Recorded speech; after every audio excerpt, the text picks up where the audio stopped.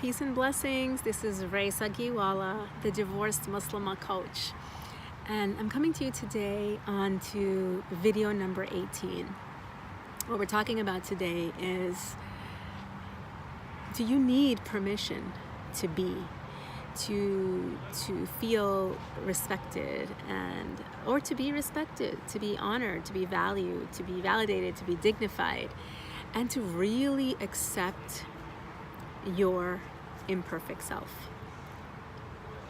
So a lot of people that I've been talking to really are searching for this. I know I definitely was for most of my life, actually, as a teenager, as a young adult, as a mother, up until I would say the last 5 years of my life, so majority of my life. And there were periods of time where I was just fleeting, and I was searching for it, and I was trying to grasp it wherever I could find it, in relationships, in my achievements, and I thought that was where my inherent value came from. And during the period of my marriage, going through a relationship where it was one of codependency, was really, I thought I had it. I thought I was valuable enough to be a wife, to be a mother, that I had something that gave me inherent value. And I didn't know it at the time, but I was completely and utterly incorrect. I was living in this facade. A lot of times I meet people, talk to people, work with people who are searching for this state of being able to be who you are, and it be accepted and valued and respected and enough. And it doesn't, it starts first with your own self-acceptance, your own acceptance of as is, good enough. And people look for it in relationships, in possession, material possessions, in status, in achievements, or education. All of those things, people look for it in those. But I want to share something with you, if you already didn't know, that it's in none of those things. It's not outside of you. It's already within you, and it comes from the fact that you're here. Just because you exist, because you are a magnificent creation of Allah, you are already honored and valued and dignified and respected and accepted by our Creator. So we don't need to look outside of ourselves for any of that validation or that being enough or being accepted. We can already accept ourselves, because the one that created us is telling us that you're enough, and that's good enough. And one of my previous videos, I had talked about, right, the two greatest relationships for us are our relationship with Allah and our relationship with ourselves. So it always starts with the self. So think about today, and I had to go through this myself, because I didn't see what I was doing until I could clearly see it. But until you can clearly see it, you just move forward with ingrained patterns of belief that have been passed down generation from generation, that haven't been evaluated or thought of, okay, is this the right thing to do? And think about what it is I want you to think about, that I invite you to think about, to go deeper with me, is how do you value yourself? How do you see yourself? Do you value yourself the same way as you value your children, your parents, your spouse, your job? Meaning that, where are you on your priority list? Which rung are you on that ladder? Do you come first, or are you at the bottom? And where are you prioritizing yourself, your needs, and whose responsibility is it to fulfill your needs? We are taught, not so much also by verbally being told. We are taught by example for what we've seen, especially for women in our own mothers or grandmothers, great grandmothers, in our generations from before, from a loving place, is that we don't think about ourselves, we don't care for ourselves, we don't matter.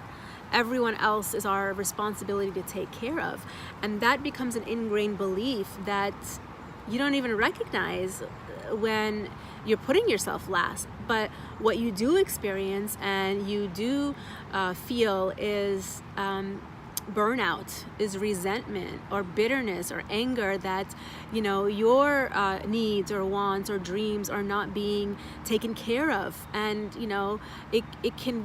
it can come up in terms of being resentful to your spouse or your children or your parents or your job.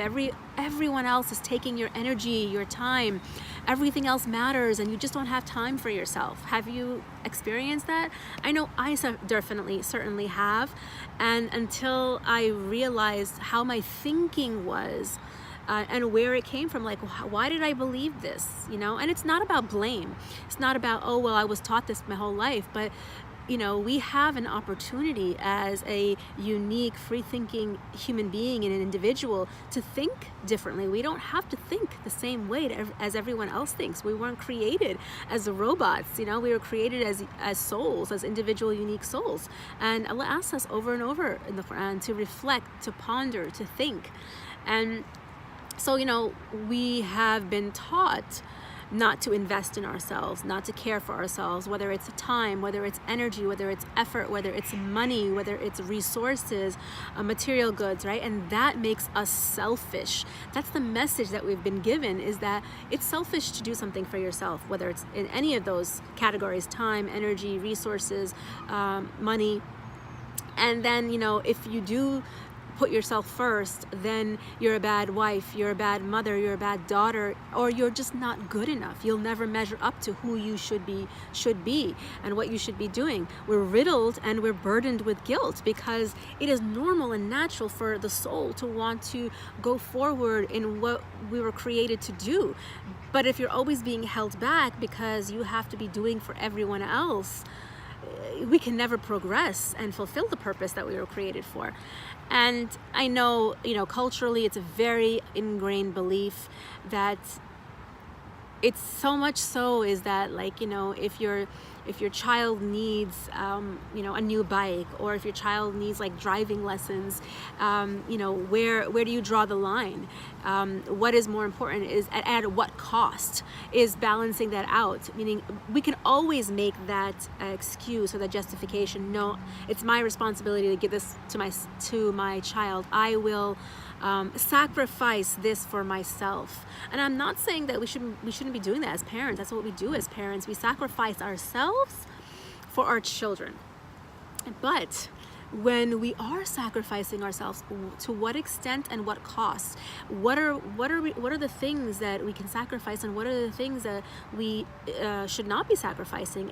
Because what happens is that when we devalue ourselves and put ourselves at the bottom of the ladder, the priority list, that's when we create in our mind, okay, well, I gave this up for you and I did this for you. So that creates an expectation in our mind subconsciously that, okay, well, when the time comes and I need something, he better show up for me, or he better give this to me. Or getting upset or angry at your child or your parents or anyone in your life with any relationship, like, well, I did this for you and now it's payback time, and what are you going to give me, and you owe me, right? We cannot do things out of that haziness and that fog, out of fear or obligation or guilt, because it'll come back to hurt us and hurt us in our life and our relationships. Anytime we do anything out of fear or obligation or guilt, it comes back to hurt us, because then we have expectations of other people, and then we fall into manipulation and getting upset or angry, and it's just not a healthy relationship, because our self-care and taking care of our needs is our own priority, and when you have filled your cup yourself, because that is your personal responsibility, you can pour out of that cup without expecting anything back, without expecting things that maybe someone can't give you. You know, that's a burden that we put on our children or our family members. Well, I did all of this for you and now I'm helpless and I can't do anything for myself, so it's your turn now. We all have a certain level of personal responsibility to value ourselves, because Allah's already done it for us. We don't have to look to someone else to say, okay, well, they'll be happy with me. I want them to be happy. How can we make our children happy? We know we can't, because their happiness comes from their thought in the moment. We can't give it to them with what we do or what we don't do. We can't give it to them with things that we buy them or don't buy them. It doesn't come from there, right?